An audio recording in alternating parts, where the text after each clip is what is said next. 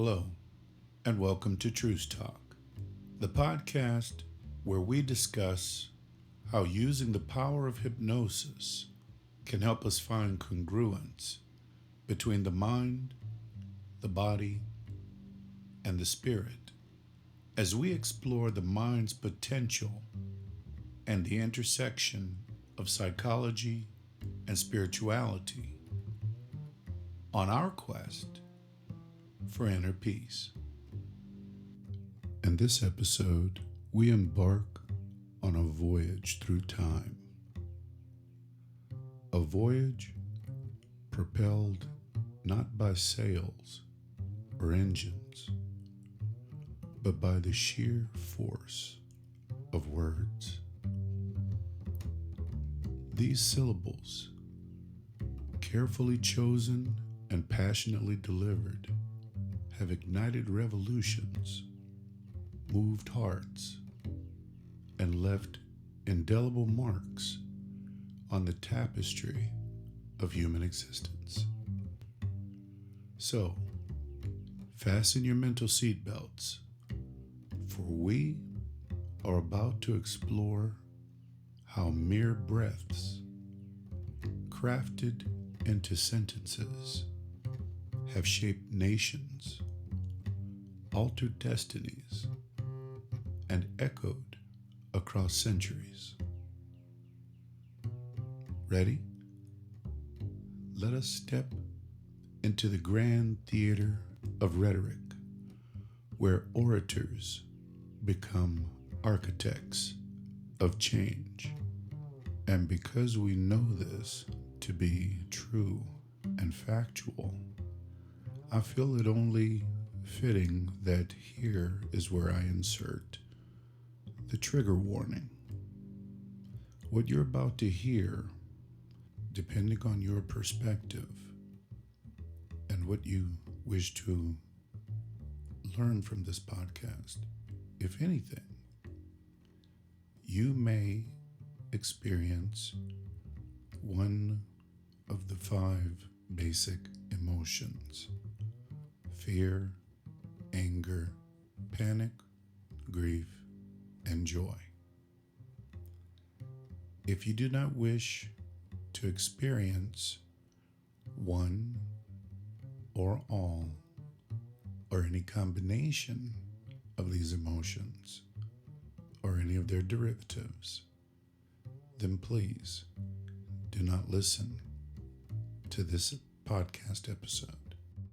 And I thank you for listening, because the more you listen, the more you relax.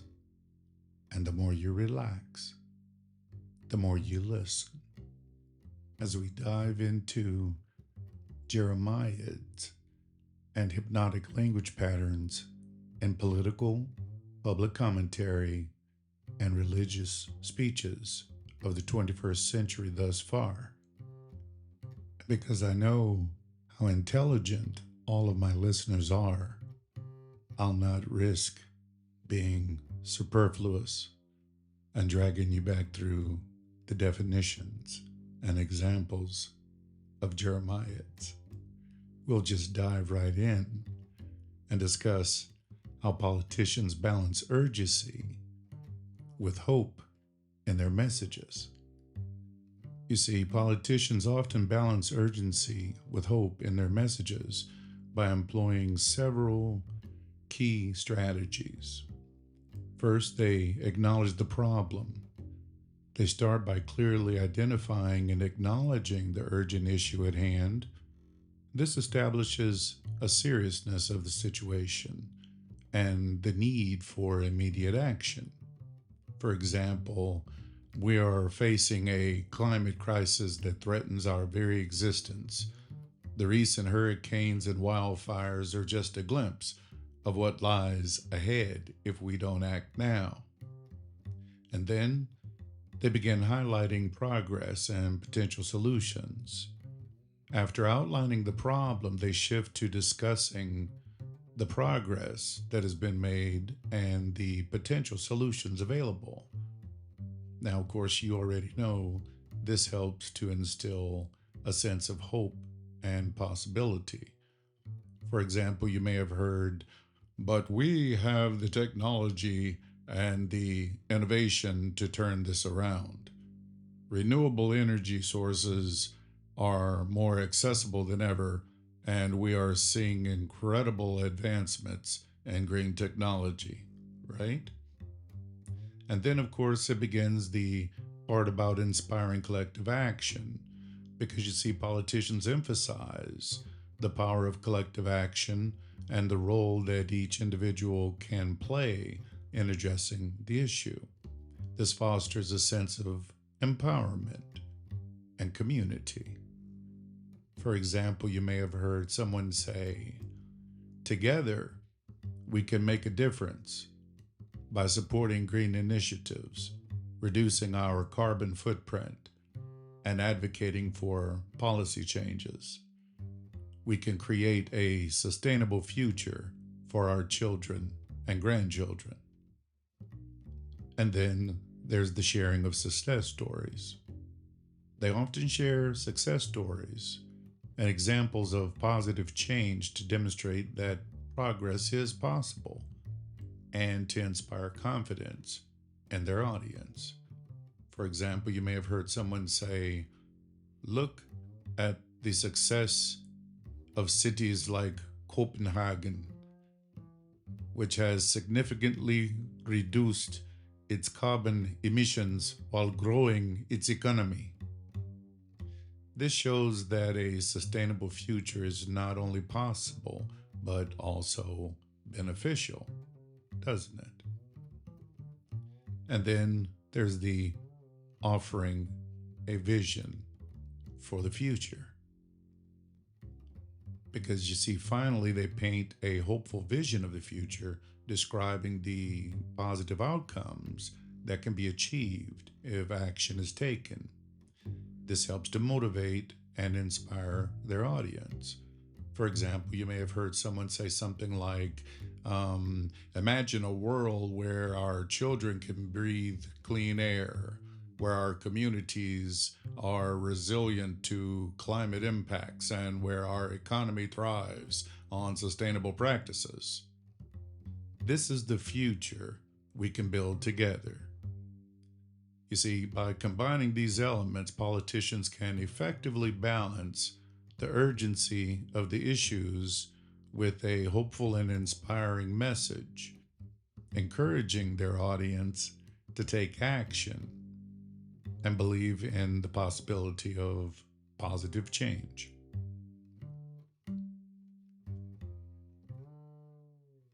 By taking a moment to recognize these powerful language patterns and Jeremiads when they are used by anyone that you come in contact with, you are empowering yourself. One particular politician known for effectively balancing urgency and hope in his speeches is former President Barack Obama. His approach often involves several key strategies.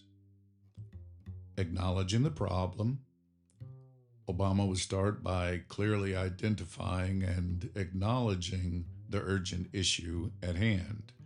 This established the seriousness of the situation and the need for immediate action.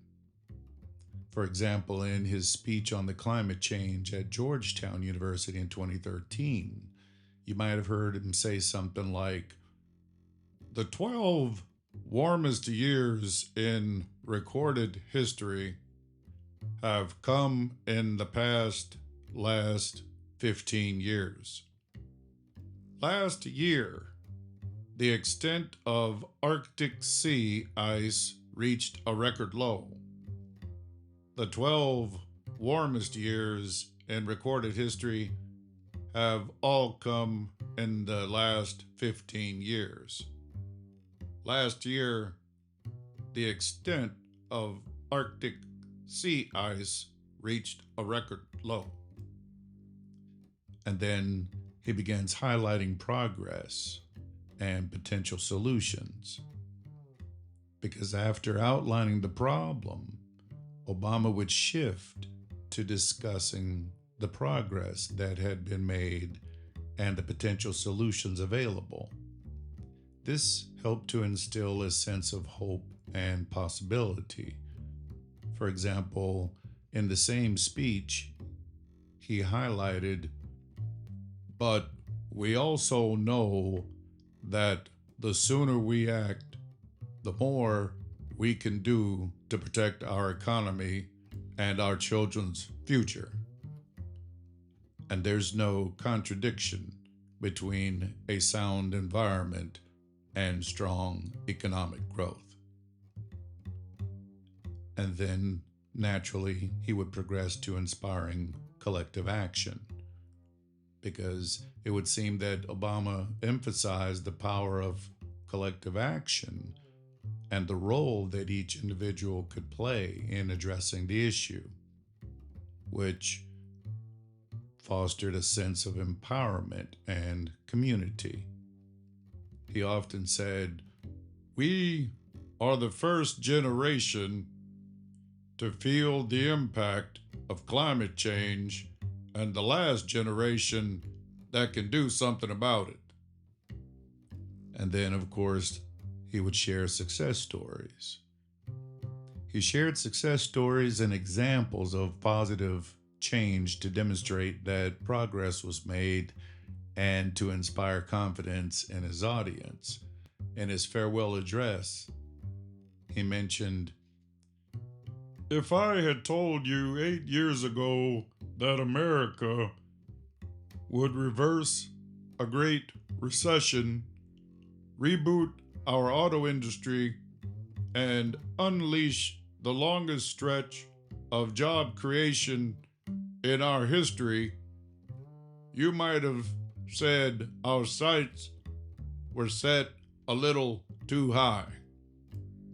And then he would offer a vision for the future, because then finally Obama painted a hopeful vision of the future, describing the positive outcomes that could be achieved if action was taken.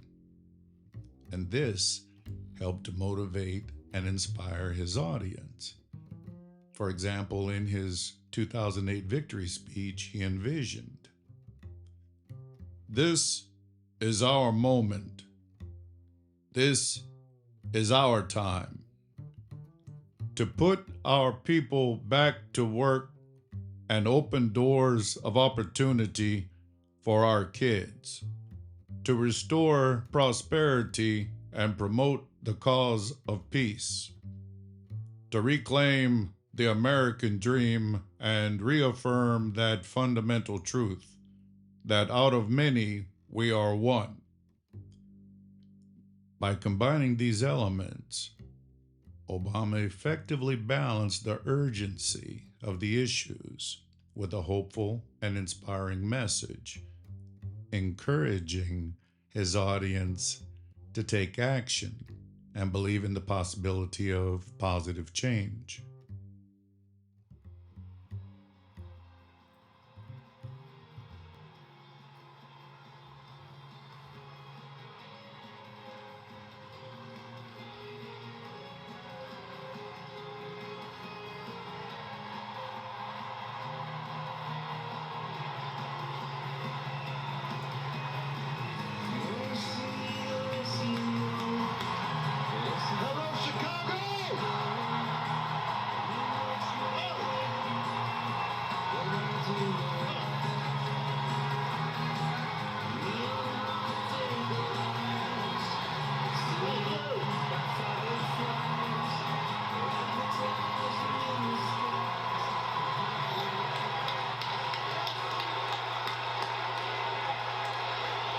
Thank you, thank you.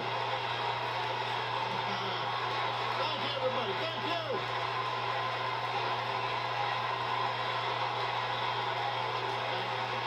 Thank you.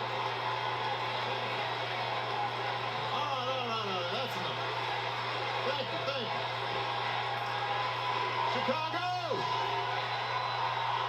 It's good to be home. It is good to be home, and I don't know about you, but I'm feeling fired up.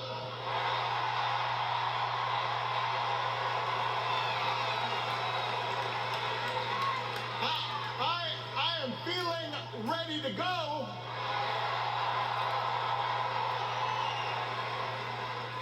Even if I am the only person stupid enough to speak after Michelle Obama.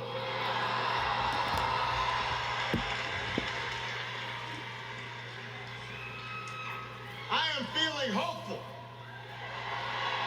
because this convention has always been pretty good to kids with funny names who believe in a country where anything is possible.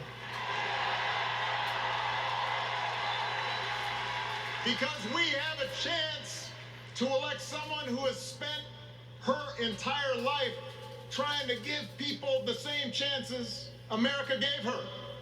Someone who sees you and hears you and will get up every single day and fight for you.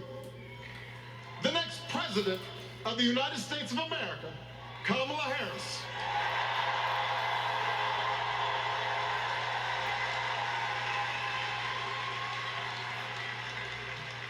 It's been 16 years since I had the honor of accepting this party's nomination for president.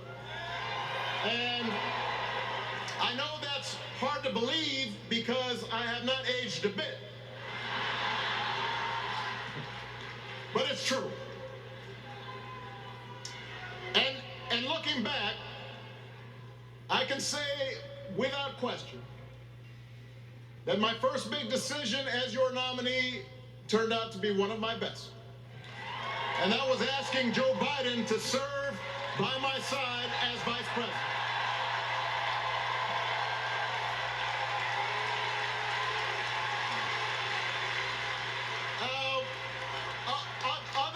Other than some common Irish blood, Joe and I come from different backgrounds. But we became brothers.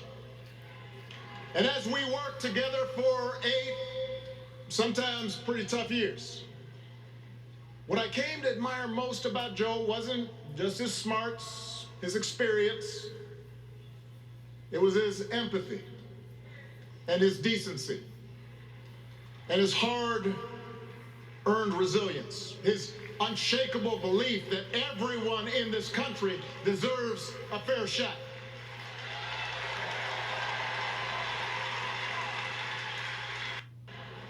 We needed a leader who was steady and brought people together and was selfless enough to do the rarest thing there is in politics, putting his own ambition aside for the sake of the country.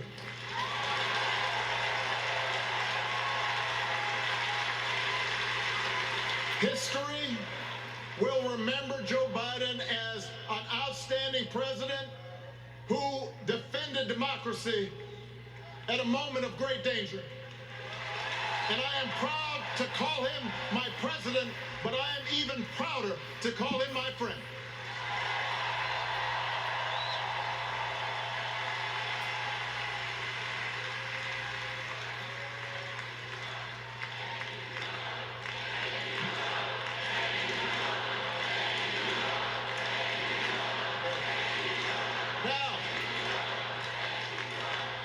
The torch has been passed. Now it is up to all of us to fight for the America we believe in. And make no mistake, it will be a fight. For all the incredible energy we've been able to generate over the last few weeks, for all the rallies and the memes, this will still be a tight race in a closely divided country. A country where too many Americans are still struggling. Where a lot of Americans don't believe government can help. And as we gather here tonight, the people who will decide this election are asking a very simple question. Who will fight for me? Who's thinking about my future, about my children's future, about our future together? One thing is for certain, Donald Trump is not losing sleep over that question.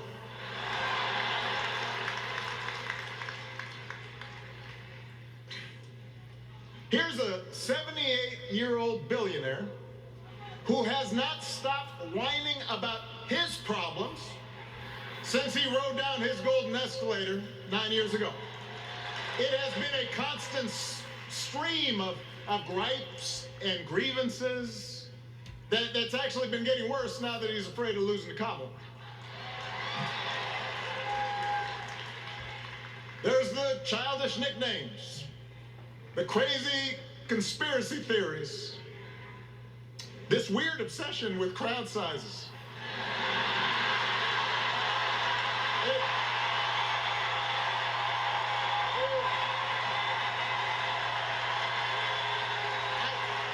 It just goes on and on and on.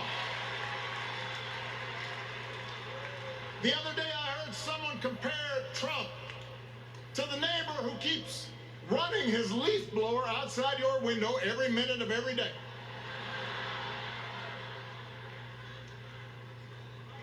Now, from a neighbor, that's exhausting. From a president, it's just dangerous. The truth is, Donald Trump sees power as nothing more than it means to his ends. He wants the middle class to pay the price for another huge tax cut that would mostly help him and his rich friends. He killed a bipartisan immigration deal written in part by one of the most conservative Republicans in Congress that would have helped secure our southern border because he thought trying to actually solve the problem would hurt his campaign. He doesn't. Do not boo. Vote.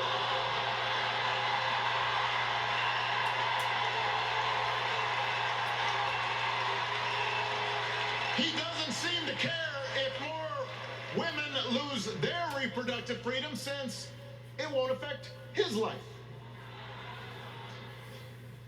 And most of all, Donald Trump wants us to think that this country is hopelessly divided between us and them.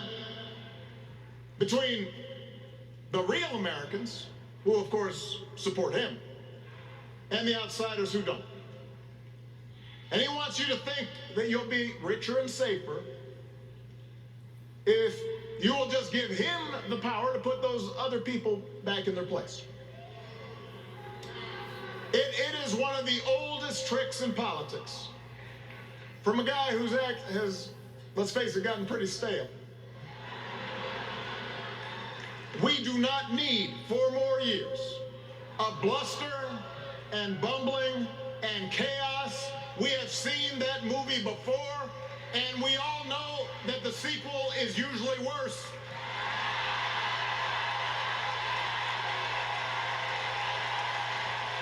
America's ready for a new chapter. America's ready for a better story. We are ready for a President Kamala Harris.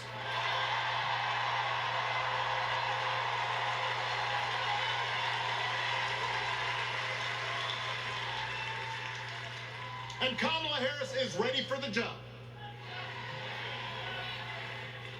This is a person who has spent her life fighting on behalf of people who need a voice and a champion. As you heard from Michelle, Kamala was not born into privilege. She had to work for what she's got. And she actually cares about what other people are going through.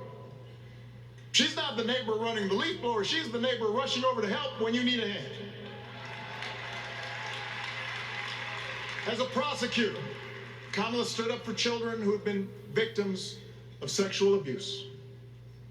As an attorney general of the most populous state in the country, she fought big banks and for-profit colleges, securing billions of dollars for the people they had scammed. After the home mortgage crisis, she pushed me and my administration hard to make sure homeowners got a fair settlement. Didn't matter that I was a Democrat. Didn't matter that she had knocked on doors for my campaign in Iowa. She was going to fight to get as much relief as possible for the families who deserved it.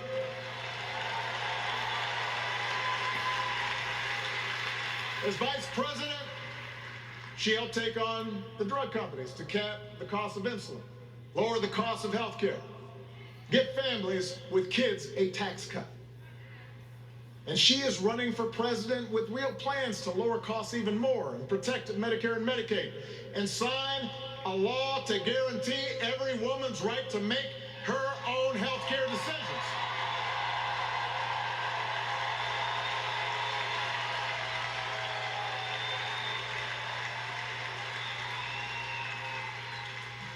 In other words, Kamala Harris won't be focused on her problems. She'll be focused on yours. As president, she won't just cater to her own supporters and punish those who refuse to kiss the ring or bend the knee. She'll work on behalf of every American. That's who Kamala is. And in the White House, she will have an outstanding partner in Governor Tim Walz.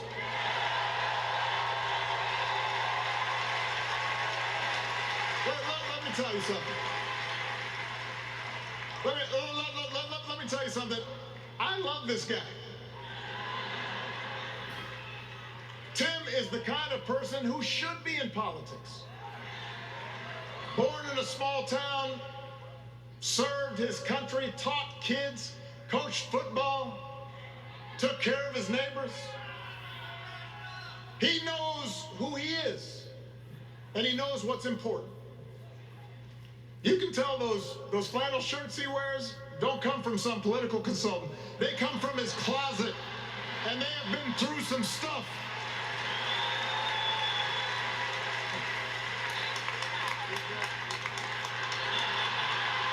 They have been through some stuff. That's right.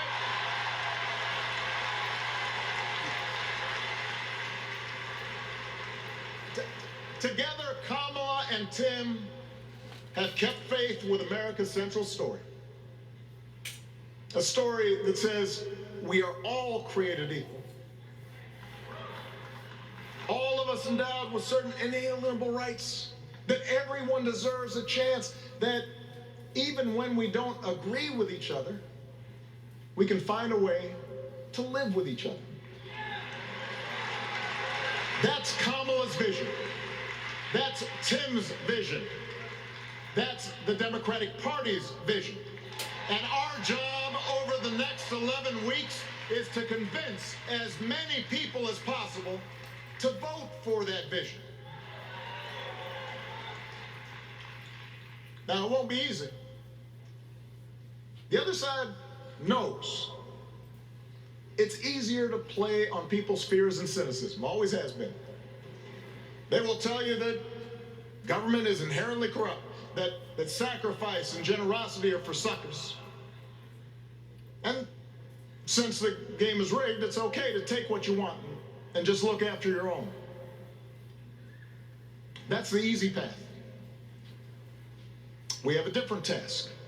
Our job is to convince people that democracy can actually deliver. And in doing that, we can't just point to what we've already accomplished. We can't just rely on the ideas of the past. We need to chart a new way forward to meet the challenges of today. And Kamala understands this. She knows, for example, that if we want to make it easier for more young people to buy a home, we need to build more units and clear away some of the outdated laws and regulations that made it harder to build homes for working people in this country. That is a priority, and she's put out a bold new plan to do just that.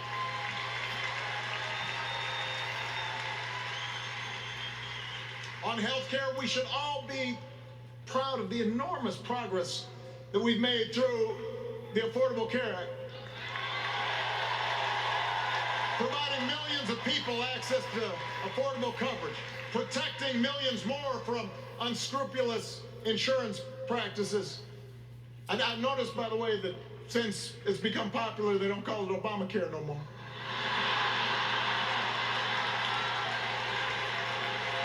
But Kamala knows we can't stop there, which is why she'll keep working to limit out-of-pocket costs. Kamala knows that if we want to help people get ahead, we need to put a college degree within reach of more Americans. But she also knows college shouldn't be the only ticket to the middle class. We need to follow the lead of governors like Tim Walz, who said, if you've got the skills and the drive, you shouldn't need a degree to work for state government. And in this new economy, we need a president who actually cares about the millions of people all across this country who wake up every single day to do the essential, often thankless work, to care for our sick, to clean our streets, to deliver our packages. We need a president who will stand up for their right to bargain for better wages and working conditions. And Kamala will be that president.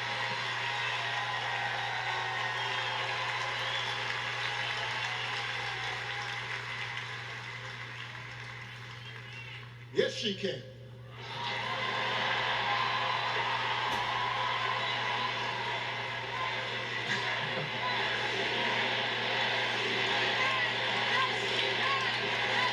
Yes, she can. A Harris-Walz administration can help us move past some of the tired old debates that keep stifling progress. Because at their core, Kamala and Tim understand that when everybody gets a fair shot, we are all better off. They understand that when every child gets a good education, the whole economy gets stronger. When women are paid the same as men for doing the same job, all families benefit.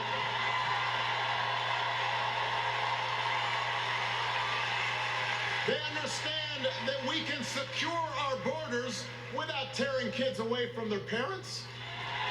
Just like we can keep our streets safe while also building trust between law enforcement and the communities they serve and eliminating bias, that will make it better for everybody.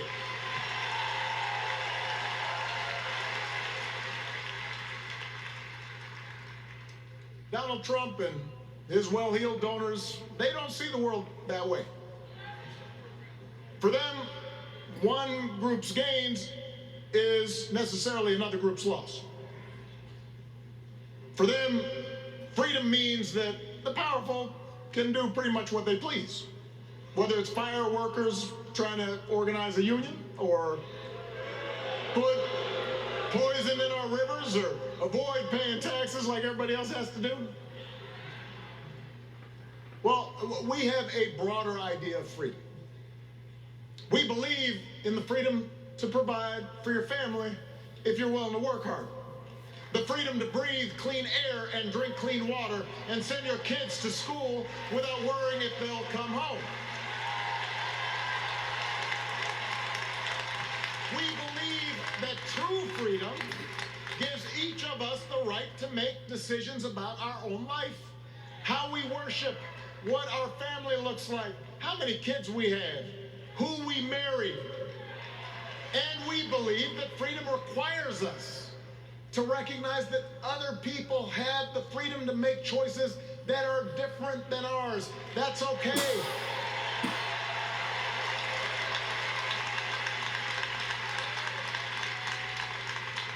That's the America Kamala Harris and Tim Walz believe in. An America where we, the people, includes everyone.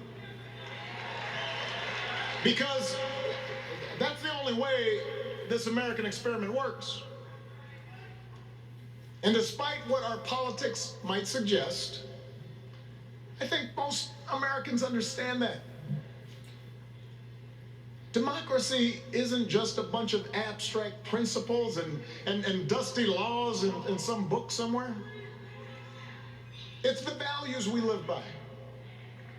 It's the way we treat each other, including those who don't look like us, or pray like us, or see the world exactly like we do.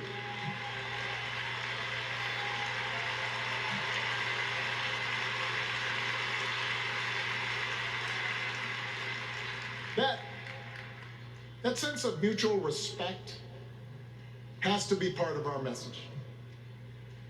Our politics have become so polarized these days that all of us across the political spectrum seem so quick to assume the worst in others unless they agree with us on every single issue. We start thinking that the only way to win is to scold and shame and out-yell the other side. And after a while, regular folks just tune out. Or they don't bother to vote. Now that approach may work for the politicians who just want attention and thrive on division. But it won't work for us to make progress on the things we care about, the things that really affect people's lives. We need to remember that we've all got our blind spots and contradictions and prejudices, and that if we want to win over those who aren't yet ready to support our candidates, we need to listen to their concerns and maybe learn something in the process. After all, if a parent or grandparent occasionally says something that makes us cringe, we don't automatically assume they're bad people. We recognize that the world is moving fast, that they need time and maybe a little encouragement to catch up. Our fellow citizens deserve the same grace we hope they'll extend to us.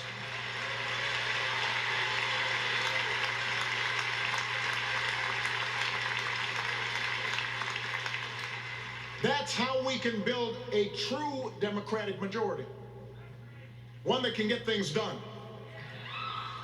And by the way, that does not just matter to the people in this country.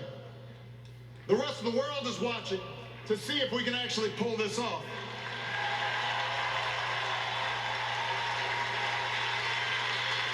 No nation, no society has ever tried to build a democracy as big and as diverse as ours before. One that includes people that over decades have come from every corner of the globe. One where our allegiances and our community are defined not by race or blood, but by a common creed. And that's why when we uphold our values, the world's a little brighter. When we don't, the world's a little dimmer. And dictators and autocrats feel emboldened.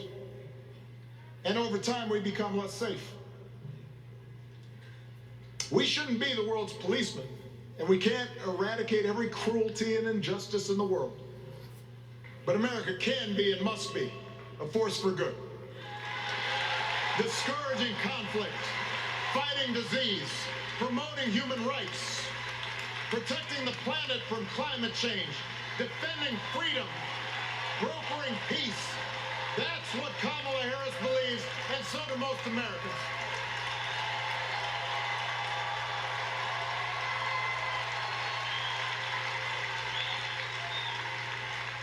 Now,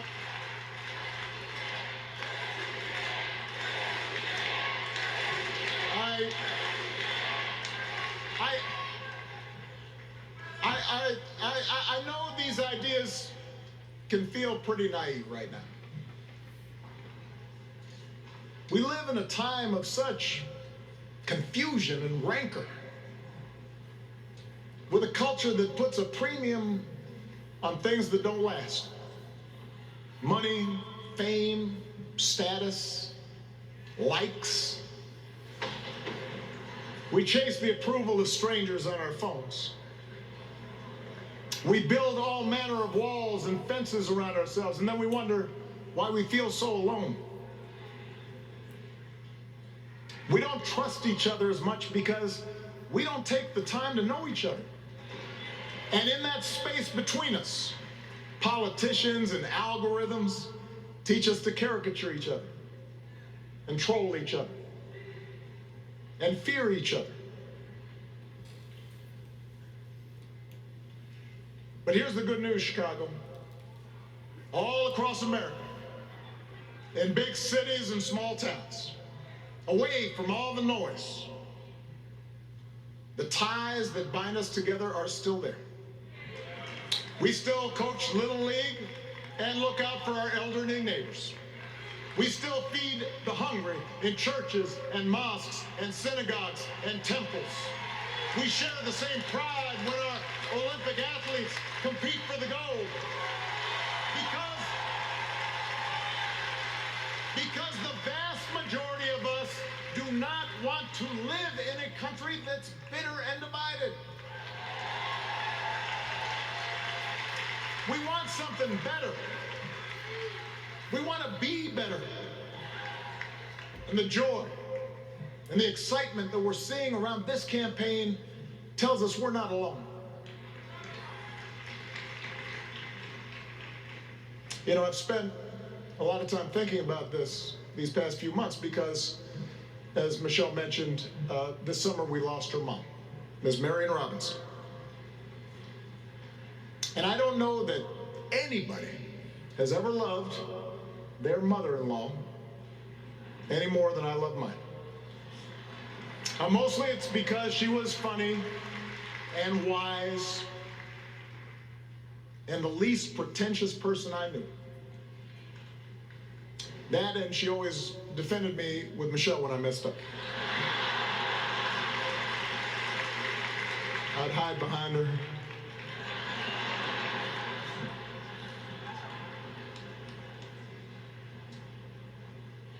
But I also think one of the reasons Mary and I became so close was she reminded me of my grandmother, the woman who helped raise me as a child. And on the surface, the two of them did not have a lot in common. One was a black woman from right here, south side of Chicago, right down the way. Went to Englewood High School. The other was a little old white lady born in a tiny town called Peru, Kansas. Now, I know there aren't that many people from Peru.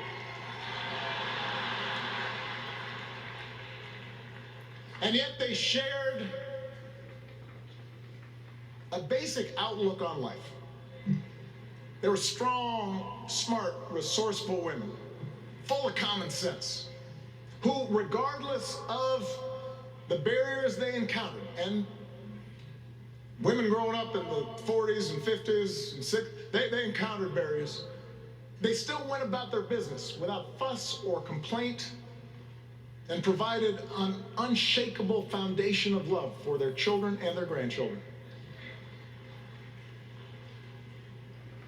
In that sense, they both represented an entire generation of working people who, through war and depression, discrimination and limited opportunity, helped build this country.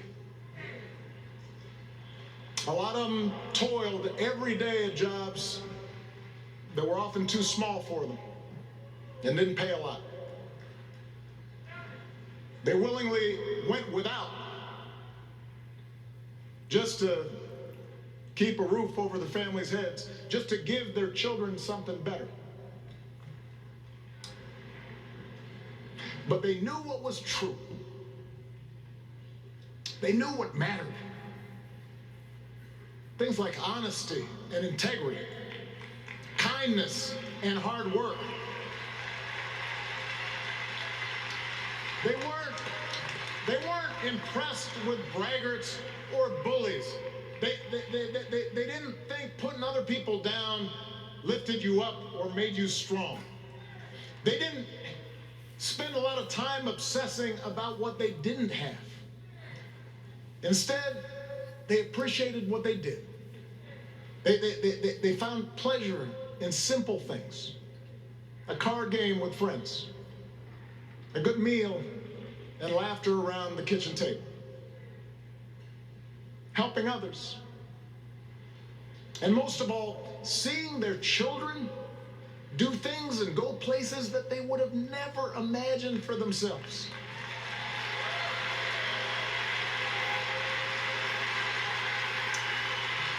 Whether you are a Democrat or a Republican or somewhere in between, we have all had people like that in our lives. People like Kamala's parents, who crossed oceans because they believed in the promise of America. People like Tim's parents, who taught him about the importance of service. Good, hard-working people who weren't famous or powerful, but who managed in countless ways to leave this country just a little bit better than they found it. As much as any policy or program, I believe that's what we yearn for. A return to an America where we work together and look out for each other. A restoration of what Lincoln called, on the eve of civil war, our bonds of affection. An America that taps what he called the better angels of our nature. That is what this election is about. And I believe that's why if we each do our part over the next 77 days, if we knock on doors, if we make phone calls, if we talk to our friends, if we listen to our neighbors, if we work like we've never worked before, if we hold firm to our convictions, we will elect Kamala Harris as the next president of the United States and Tim Walz as the next vice president of the United States.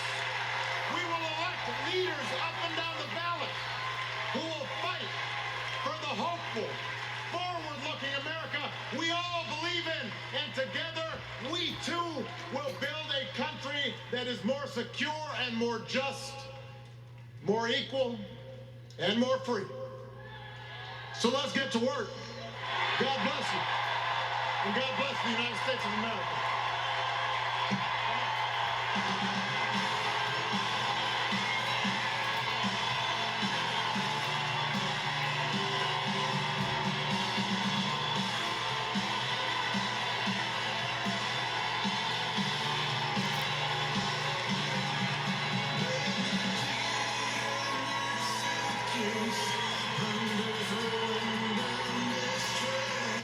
I want you to listen for these language patterns. The next time you listen to a soundbite or a clip or a YouTube video, and see how many you can find. But he was not the only person in the last 10 to 12 years to lie heavily on the shoulders of Prophet Jeremiah. Former President Donald Trump had a distinctive approach to balancing urgency and hope in his speeches. And you may have found others, but some key strategies that I observed that he employs are, firstly, direct and urgent language. Trump often uses direct and urgent language to highlight the severity of issues. He doesn't shy away from strong, sometimes alarming statements to emphasize the need for immediate action. For example, in his speeches, he frequently addresses issues like immigration and national security with statements like, "We will begin the largest deportation operation in American history, which naturally causes him to make promises of immediate action. He often pairs his urgent messages with promises of swift and decisive action. This helps to reassure his audience that solutions are not only possible, but imminent. For example, I believe he said something like, "On day one, we will terminate every single open border policy of the Biden Harris administration and we will seal the border," which naturally leads him to highlighting achievements and success, because Trump frequently references his past achievements and successes to instill confidence and hope in his audience. By showcasing what has been accomplished, he aims to build trust in his ability to deliver on future promises.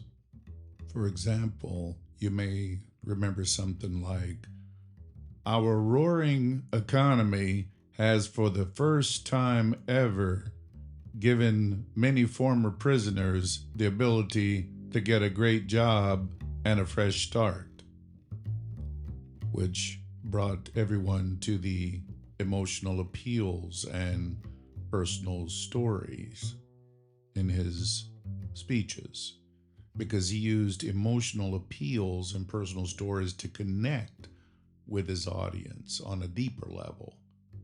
This helps to humanize his message and make it more relatable. For example, you may have heard something like, "Second Chance Hiring offers former inmates the opportunity to gain rewarding careers and enjoy the dignity of work." You see, that paints a vision for the future, doesn't it? Trump often paints a vivid picture of a prosperous and secure future under his leadership. This vision serves to inspire hope and motivate his audience to support his policies. You may have heard something like, for example, "We will pass massive tax cuts for workers that include no tax on tips." That's been in the headlines lately, hasn't it?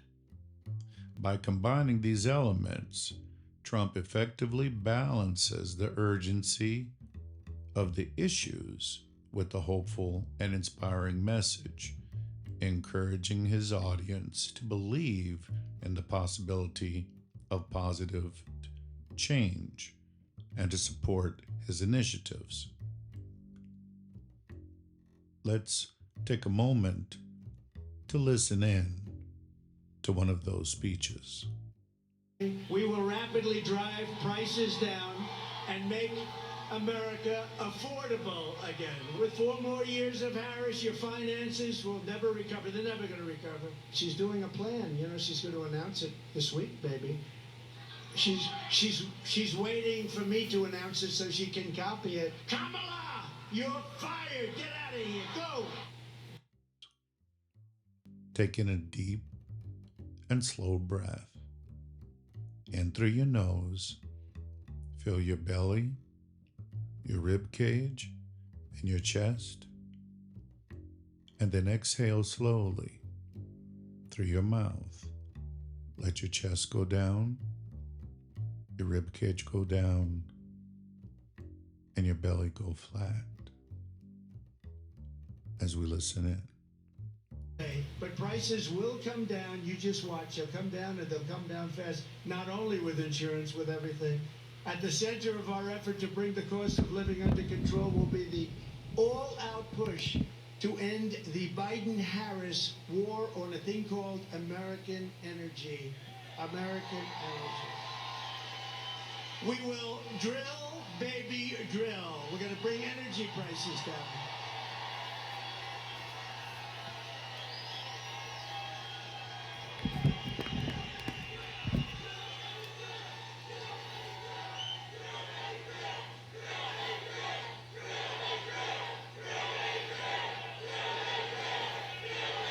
Thank you. And just so you know, they stopped it, and it was terrible what they did. That's what caused the whole problem, the country, even with supply chains. I mean, it just caused a problem. And then they said, oh, go back to the Trump plan now. Now they're drilling. But the day after the election, if they win this election, the drilling stops. They're only doing this for purposes of getting elected. They said, let's go back to what Trump was doing. But the prices are still way high. You see $5 a gallon now for gasoline, and much higher than that in some areas. And we will put ANWR back into service. You know, ANWR in Alaska, it could be the largest oil field in the world. Could be larger than Saudi Arabia. Could be larger than what Russia has. And Ronald Reagan tried to get it. Good man. He tried to get it, couldn't get it. Bush tried. Everybody tried to get it. I got it. And the first, it was tough. And I got it at different times because they stop it on environmental. You know, they use the environment to stop everything, right? You know that. And we're all environmentalists. We want to see what's right. We want clean air. We want clean water. But we don't want to destroy our country. But they stopped it, and we got it going. We got it going. We got it going like never before. It was all set to go. And then think of this, the first week in office, they stopped it. They gave it back. They said, no, we're not going to do it. The greatest, not only great for Alaska, which is an incredible place and beautiful state. They wanted it so badly. Economic development for Alaska would have been so good.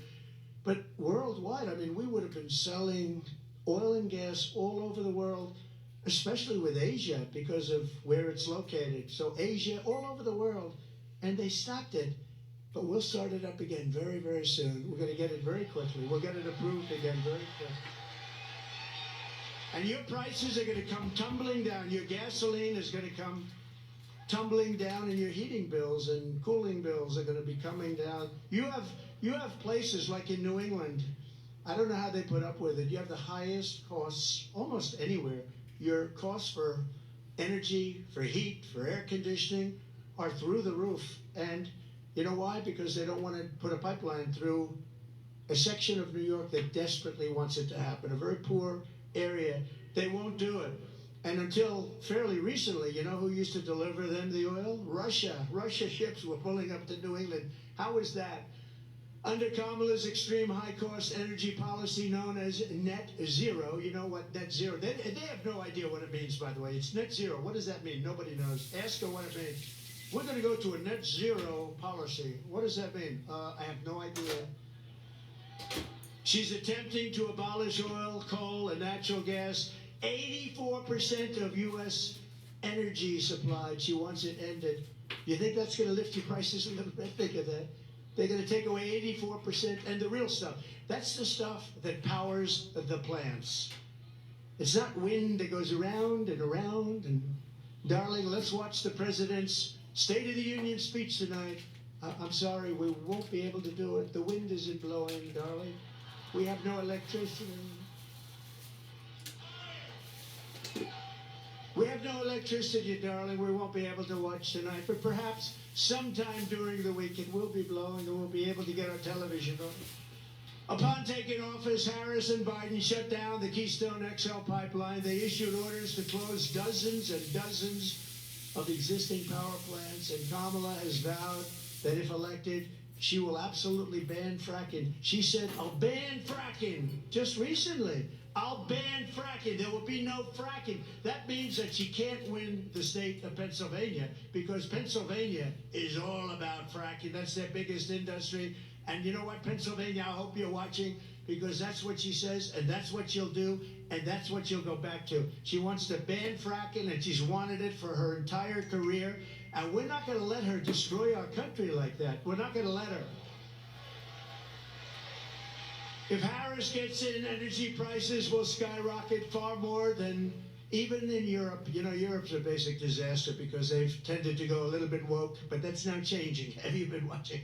That's changing. Inflation will surge into double digits in our own country, and your quality of life will absolutely collapse. Your quality of life is going to collapse under these lunatics. By contrast, she said it already has. Who said that, ma'am? Wow, you look healthy, though. You look very nice. You look very nice. By contrast, I'm announcing today that under my leadership, the United States will commit to the ambitious goal of slashing energy and electricity prices by half, at least half.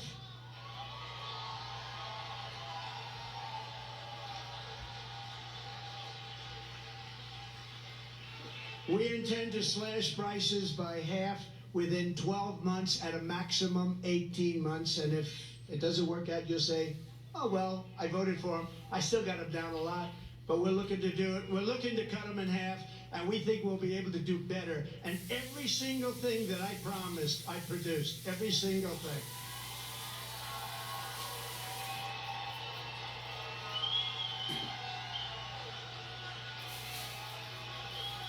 You will never have had energy so low as you will under a certain gentleman known as Donald J. Trump. Have you heard of him?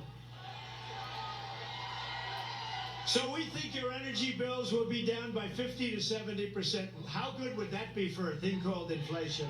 How good would that be? You know, energy is such a big topic, such a big cost, so powerful, so big, that if you have a donut shop, you have the ovens, you have a truck that delivers the donuts, if you have whatever you do, your heating, your cooling, everything is about that. That's where they really blew it. They blew it with too much borrowing. They blew it with wasting $9 and $10 trillion on the scam, the great scam in history. There are a lot of scams that they worked on. Where's the laptop from hell? Is it around, Pirate Ship? But they did it by doing a lot of things. But with the energy, it's such a big topic. No matter what business you're in, you have to heat your business, cool your business. You need cars, trucks to get there and to take the product. It's so energy dominated. My administration will issue rapid approvals for new energy infrastructure, unlock new lands for drilling, and achieve energy independence and energy dominance. So we want energy dominance almost immediately. We were energy independent 4 years ago. Think of it. Today we're getting energy from Venezuela in the form of tar. We're getting it from Venezuela, tar. You ever see what it is to make oil out of tar? They have tar. They have a lot of tar.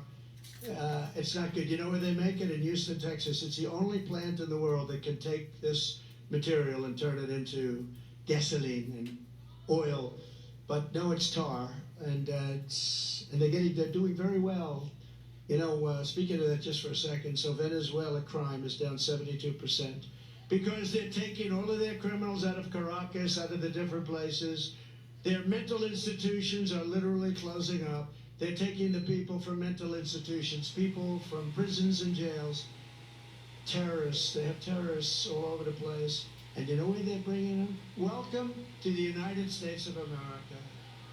Murderers, drug dealers. And Venezuelan crime is down 72%, but that's only one.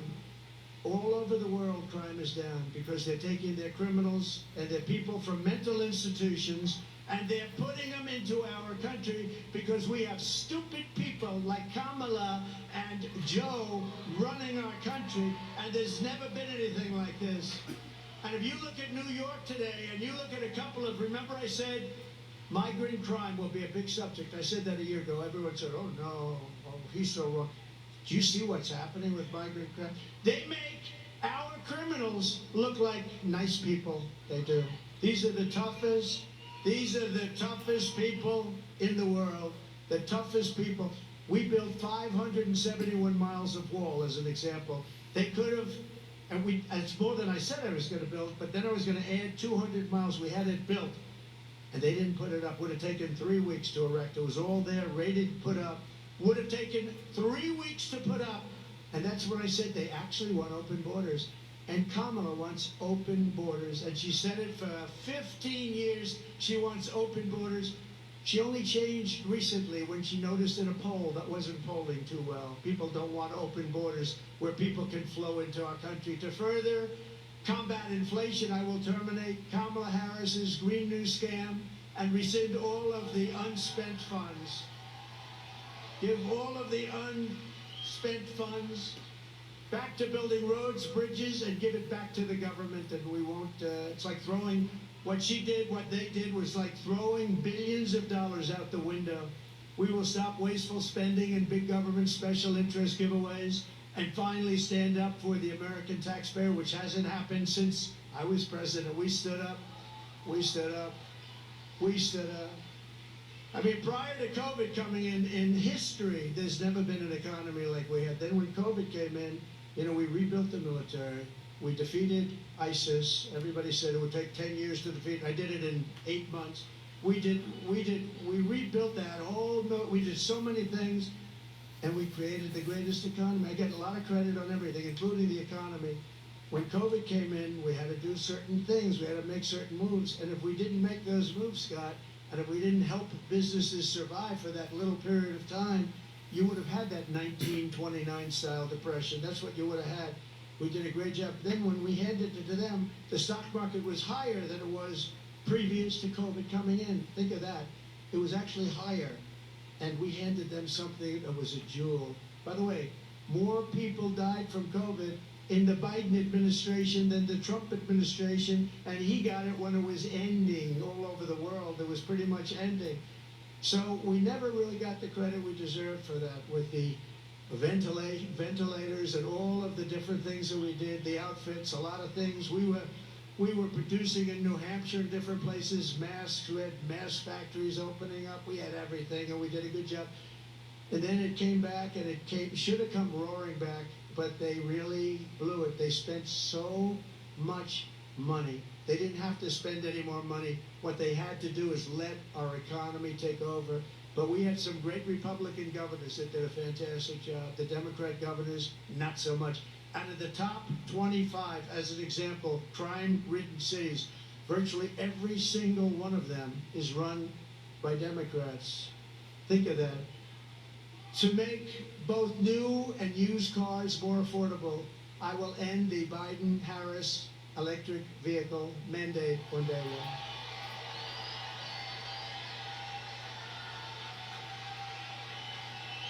Doesn't make sense. And by the way, there's a great place for electric cars. They're going to do great. I think they're going to do great. And Elon's heard me say that many times. He still endorsed me. I mean, I wouldn't be able to change. It's a question of how far do they go and how much do they cost and all of the different things, factors. But electric cars have a great place in our country, but you have to be able to really get gasoline-powered cars, hybrids, many different types, diesel. You want diesel with trucks. You know, they want to make trucks all electric. Going to California, you have 6 stops. With diesel, you have no stops. That's hard to beat, right? If they're too heavy, common sense, we're the party of common sense. An electric truck weighs more than twice, 2.5 times what a gasoline-propelled truck weighs, right? That would mean you would have to rebuild every bridge and tunnel in the United States. Oh, that sounds reasonable. It would cost so much money. The United States doesn't have, every country together doesn't have what it would cost. But there's a great place for electric, but there's a place for everything, and you should be able to go out and buy what you want. You go out and buy what you want. To further reduce consumer prices, I will immediately eliminate every single costly job-killing regulation the Biden-Harris administration has created, and they've created a lot. Remember, I took out 12 for every one I created, and we ended up doing more than that. We got rid of so many regulations that were so unnecessary. Some of them were 100 years old. In my first term, our regulation cuts saved the typical American family $11,000. In my next term, the Trump dividend will be even larger. It'll be a dividend. By repealing the Biden-Harris regulatory onslaught, we can save an estimated $20,000, and you're talking about a tremendous amount, $6,000, $7,000, $8,000 a year just in savings. So to get to economic relief to workers and families, we will make additional tax cuts. That's what gave us the great economy. We'll make tax cuts additionally. We'll make them permanent because, you know, we have a thing where they want to terminate at the end of the period when they expire. The Trump tax cuts, 5 years. They want to let them expire. That would mean your taxes would go up 4 times. You'll be paying 4 times much. And we will do something else which was copied, I mean, viciously, ruthlessly copied. No tax on tips, okay? No tax on tips.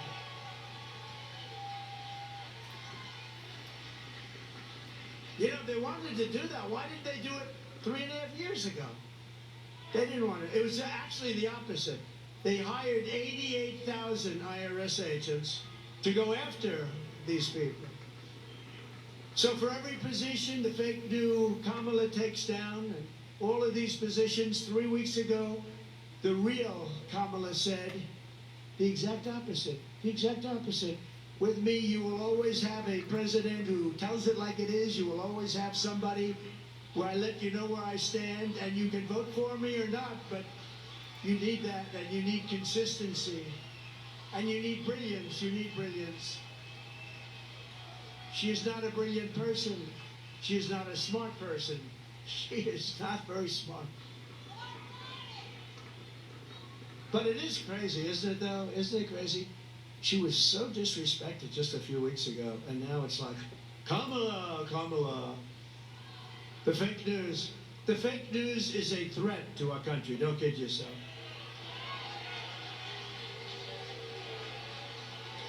To help seniors on fixed incomes who are suffering the ravages of inflation, there will be no tax on Social Security. We're going to stop it. No tax on Social Security.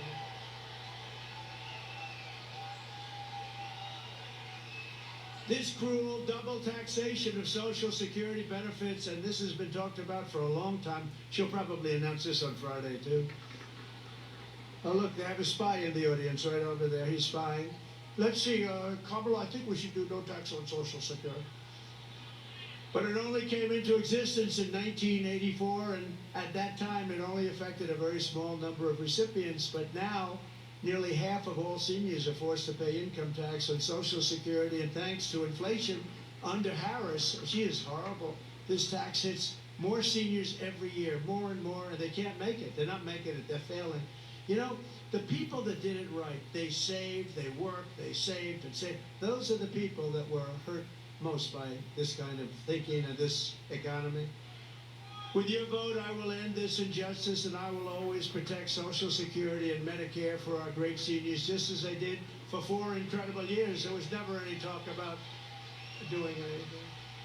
By contrast, Kamala Harris has a 3-step plan to destroy Medicare and to destroy Social Security. First, she has thrown open our borders. You know what that's going to do. They're all signing up. Oh, congratulations. They'll be all signing up right next to you. But she's opened up our borders. Think of it. Again, I believe it's 20 million people, but I think it's probably much more with the gotaways. And you know what a gotaway is, right? Remember I had Remain in Mexico policy. You think that was easy to get from Mexico? What I had to do to them. And I had Remain in Mexico. They ended it immediately. They thought it was unfair to Mexico. Can you believe that? Mexico's like a railroad track coming into our country. They thought it was unfair. It's not unfair. But Mexico agreed to Remain in Mexico, and they ended it very early. They ended it almost immediately. Second, she's flooding our country with millions and millions of low-wage migrants and giving them welfare, free health care, food stamps, public benefits. And third, she's giving them what our military vets don't get. They're sleeping on a street in freezing or very hot weather. And illegal immigrants that came in so illegally and don't speak a word of English are living in some of the most luxurious hotels in the world. It's incredible. You see that? You've been seeing the stories. They're living in hotels. They're taking, right, front row Joes, they're taking some of the best hotels because the government pays more than they can get from wealthy customers. So they say, well, I don't know about this. I think we'll take the illegal immigrant. We're going to get more money from the U.S. government than some rich guy coming in from Argentina. And third, she wants to make them all citizens, dumping them into Medicare and Social Security until those programs buckle and collapse. And that's what's going to happen. Under them, Social Security, Medicare, and other programs will collapse. No country can sustain what's happening right now. The millions of illegal aliens pouring into our country under a border, Czar Harris, are coming from all sorts of places, from countries unknown, literally from countries unknown. And they, as I said, They're coming in from prisons and from mental institutions, and they're coming in as terrorists. We have more terrorists living in our country right now, and nothing good is going to happen from this. And now it's getting more and more violent. Just pick up the newspapers, turn on your television. People stabbed. A woman yesterday raped in New York, raped viciously. And when they said she was raped, you know what she said? They weren't trying to rape me, they were trying to kill me. They were trying to kill her. And he was a gentleman from a certain country I won't mention, happened to be in South America, but it's not South America. It's all over the world that they're coming in. It's not South America. They're coming from all over the world.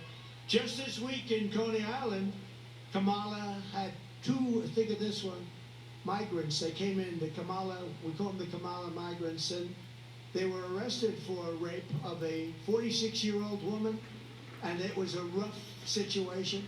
There were 4 or 5 other situations over the last couple of days. Rape and murder, rape and beating, rape and something else, and sometimes just immediate killing. These people are brutal. These are people that came out of the toughest jails anywhere in the world, from all over the world. And we can't take them. No country can sustain it. No country.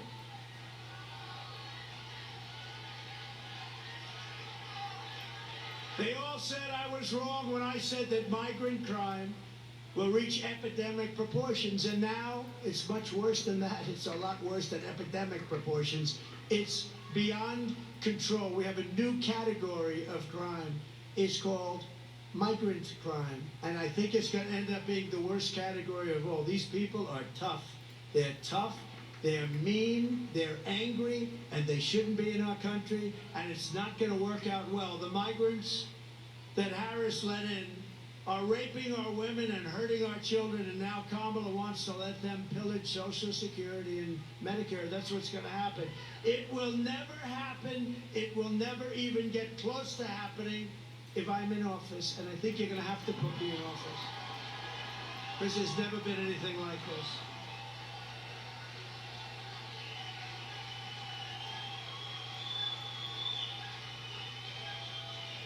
If Kamala wins, you will have mass amnesty and citizenship for all of the Biden-Harris illegals that poured into our country. If I win, you will have the largest deportation operation in American history, starting at noon on Inauguration Day, 2025.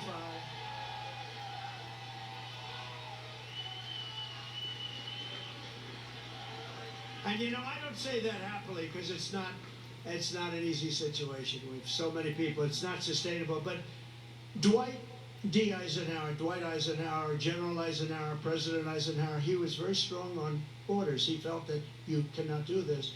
The largest deportation operation we ever had was under Dwight Eisenhower, president, and he understood that it was not sustainable to have millions of people coming in. But what he went through is peanuts compared to what we're going through. Nobody's ever got, no country, no border has ever gone through what we're going through, and they're destroying our country. The Kamala migrant invasion is also a major factor in crushing your wages and driving up the cost of health care and the cost of all of your goods. Millions of uninsured illegal aliens are getting billions and billions of dollars in free health care, paid for by American citizens on your medical bills. It's right on your medical bills. You know, when you hear this, you get angry because it shouldn't happen. But what happens to them, they come up in caravans. I think I came up with that name. But they have caravans of thousands and thousands of people, many, many criminals in those caravans. Very dangerous, unbelievably dangerous for women. The women in those caravans are just absolutely, it's horrible what happens. I'm not going to tell you now. It's horrible. It's horrible what happens in those caravans coming up. It's a rough journey. But they come up because we have very stupid people here that say, if you come up, we will give you health care, Social Security, medical, school. You know, our schools in a lot of places are not, you can't even go anymore.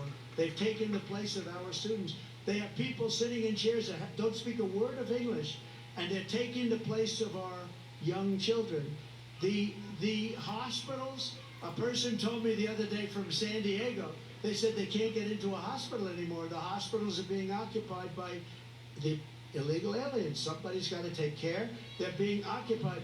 And the reason they're coming is because people like Gavin Newsom and people like Kamala are saying, come, come, it's the American dream, come. They're destroying our country, and we can't do it. We can't let it continue. You're not going to have a country anymore. People like Scott, brilliant Wall Street people, they're right about what they say. And that's also common sense. I'll tell you, it's all about common sense. The Republican Party is the party of common sense.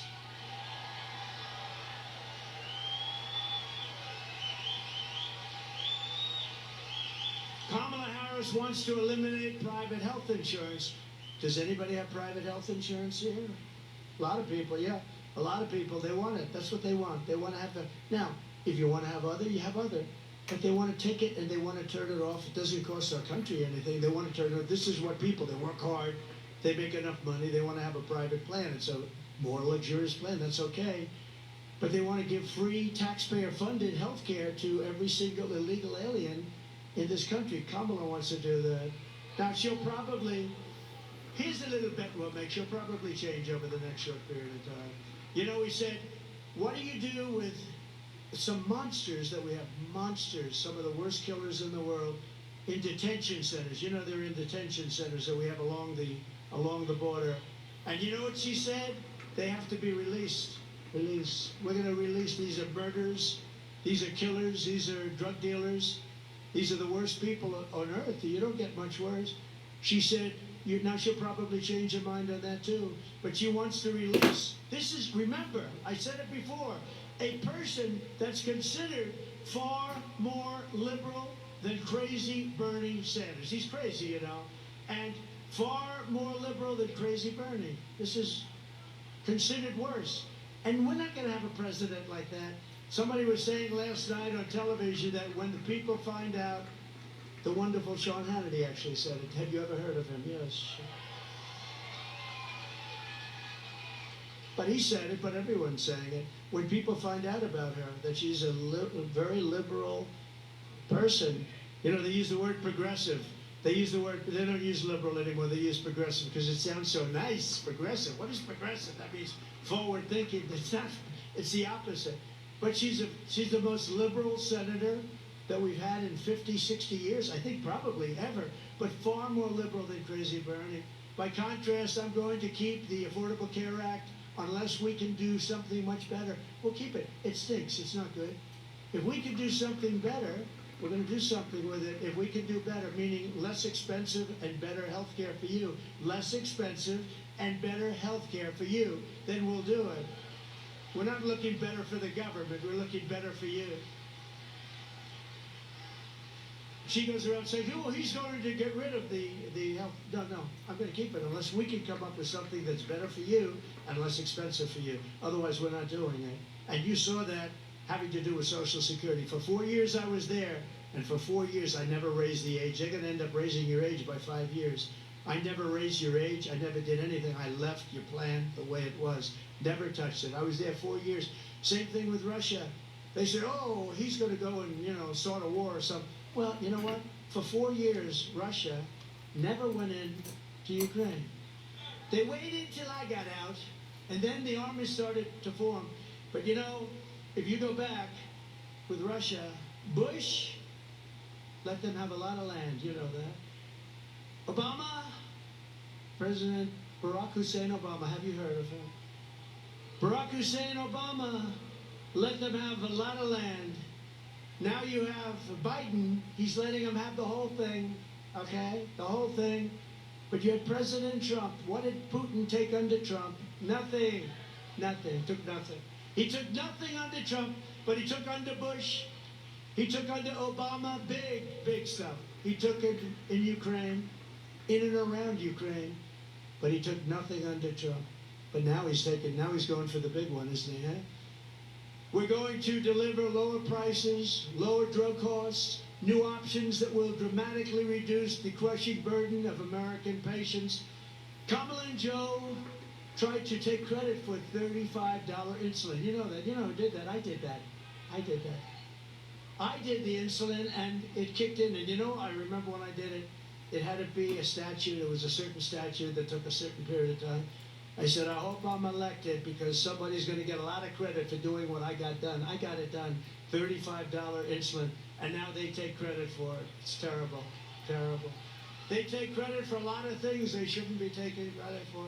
You know, they said, congratulations, you did a good job with insulin. That'd be nice. Nobody's going to go crazy about that. Congratulations, because insulin was impossible for people to afford. They were dying. They didn't get it. The expense was, I got it for $35. Nobody thinks it's like even possible.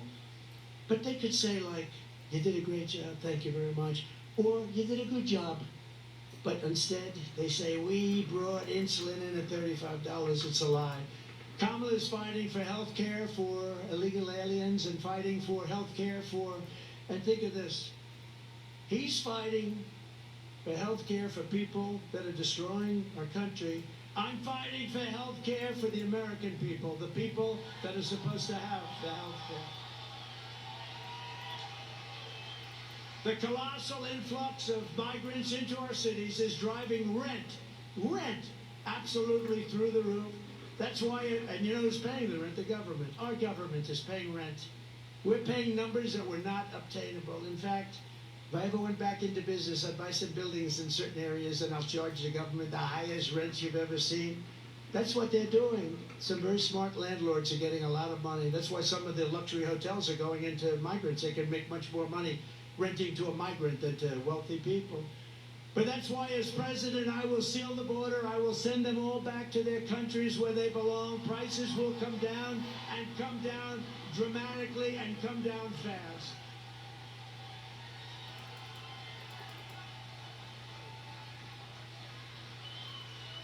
To further address the housing affordability crisis, we will work with states like Nevada, a great state. We're leading big in the poll there, by the way. Thank you very much. Good governor.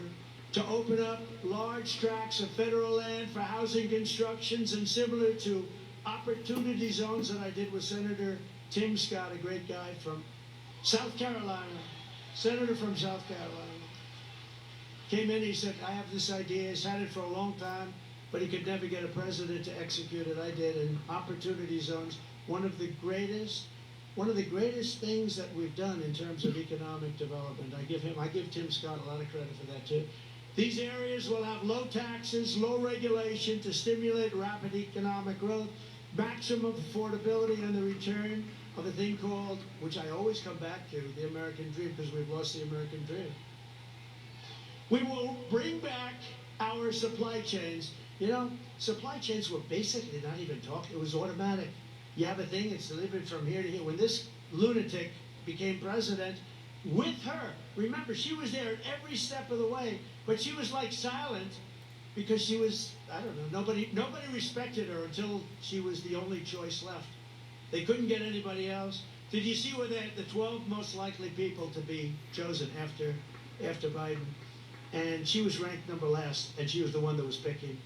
She was ranked below Tim. He was second, I think, second to last. We will bring back our supply chain. We're gonna bring back our supply chains. We're gonna bring them back from China and other foreign countries, ending costly supply chain. Those are supply chain disruptions. We're gonna bring them back. We're gonna bring them back fast as we reduce burdens on domestic manufacturers. American workers will make our critical goods better and cheaper. We're gonna make them in our country, right here in the USA, right here in a place called North Carolina. Have you heard of it? Have you heard?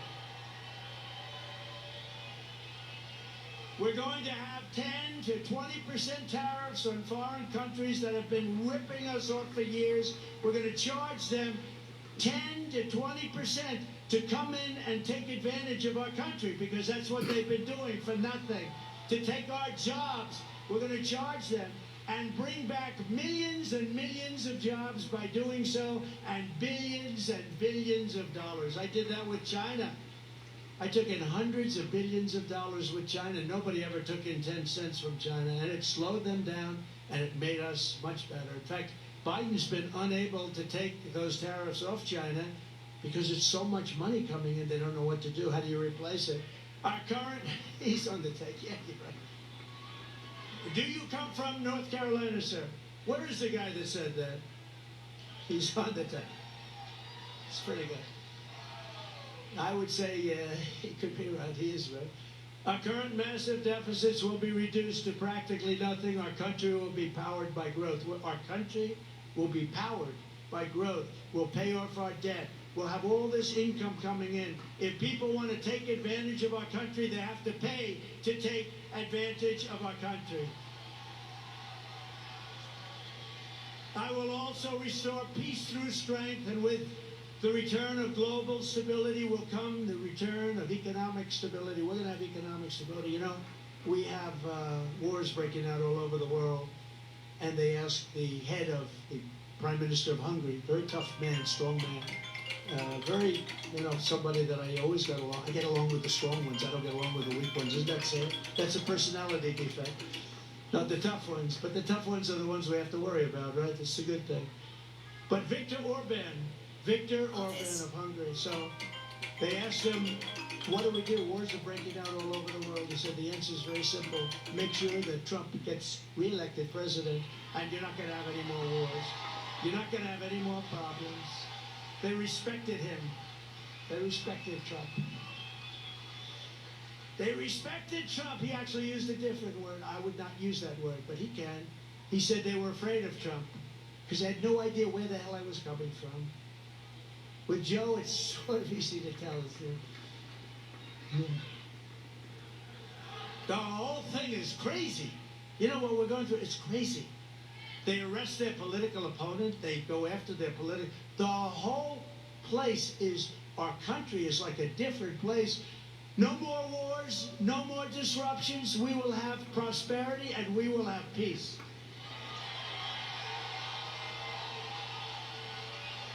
And this is how we will end the era of inflation, mayhem, and misery under Kamala and Crooked Joe, and unleash economic abundance for Americans of every race, religion, color, and creed. Together we will deliver low taxes, low regulations, low energy costs, low interest rates, low inflation, so that everyone can afford groceries, a car, and a home. Common sense. We will stop the invasion, end the migrant crime, support our great police, save Medicare, and save Social Security, which is under siege. We will strengthen our military, build a missile defense shield, keep critical race theory and transgender insanity the hell out of our schools, and keep men out of women's sports.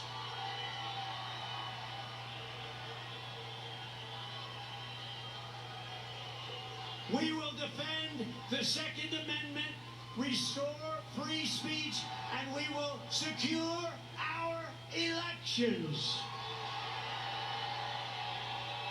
Everyone will prosper, every family will thrive, and every day will be filled with opportunity, hope, and joy.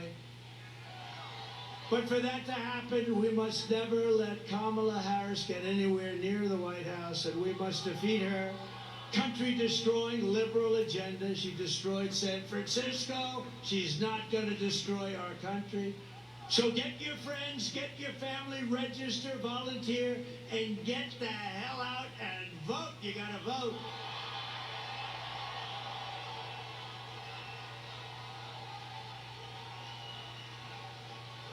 On November 5th, we will save our economy. We will rescue our middle class. We will put America first, and we will make America great again. Thank you very much. North Carolina, God bless you. God bless you all. Thank you very much. Take in a deep and slow breath. In through your nose. Fill your belly, your rib cage, and your chest. And then exhale slowly through your mouth. Let your chest go down, your rib cage go down, and your belly go flat. And that wraps up another episode of TRUCETALK. I want to take a moment to extend a heartfelt thank you to all of you our amazing listeners from around the globe. Your support means the world to me, and I'm so grateful to have you on this journey with me. If you enjoyed today's episode, please consider liking, sharing, and subscribing. It really helps us reach more listeners and spread the positivity we aim to share. Plus, I'd love to hear your thoughts and comments, so feel free to leave a few reviews or connect with me on social media. Until next time, I'm Lindsay, your certified clinical hypnotherapist. Keep shining bright, stay curious, and remember, you're never alone on this adventure. Take care, and I'll catch you in the next episode.